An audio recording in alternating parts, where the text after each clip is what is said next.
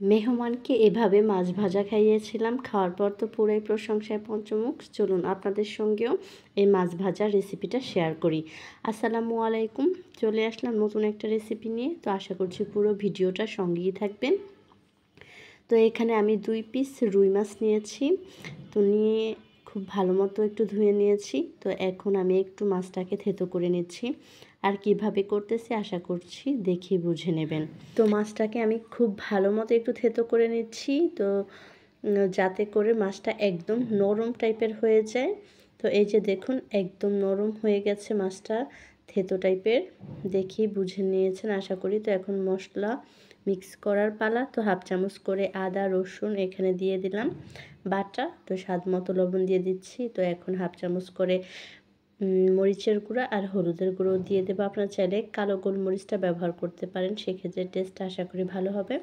প্রথমে হাফ চামচের মতো লেবুর রস দিয়েছিলাম, সেটা স্কিপ হয়ে গেছে। তো যাই হোক, তো এখন এখানে 1 চা চামচের মতো আমি দিয়ে দিলাম সরিষার তেল আর দিয়ে দিলাম হাফ চামচের মতো ভাজা জিরার গুঁড়া। চাইলে আপনারা জিরা বাটাটাও ব্যবহার করতে পারেন এখানে। তো দেওয়া হয়ে গেলে আমি খুব ভালো মতো একটু মিক্স করে নিচ্ছি। তো চাইলে একটু সয়া সস ব্যবহার করা যেতে পারে, সেক্ষেত্রে টেস্ট অনেকটাই চেঞ্জ আসবে। তো আশা করি এভাবে একবার ট্রাই করে দেখবেন, ভীষণ রকমের মজার হয়। তো আমি খুব ভালো মতো মশলাটা মাখিয়ে নিয়েছি। তো এখন একটু কাঁটা চামচের সাহায্যেও ভালো মতো একটু কেচে নিচ্ছি। তো এভাবে করা হয়ে গেলে আমি মাছগুলোকে একটা পাত্রে তুলে নিয়ে রেস্টে রেখে দেব প্রায় আধা ঘন্টা মতো। যদি হাতে আরও বেশি সময় থাকে সেক্ষেত্রে আপনারা 1 ঘন্টার মতো রাখতে পারেন।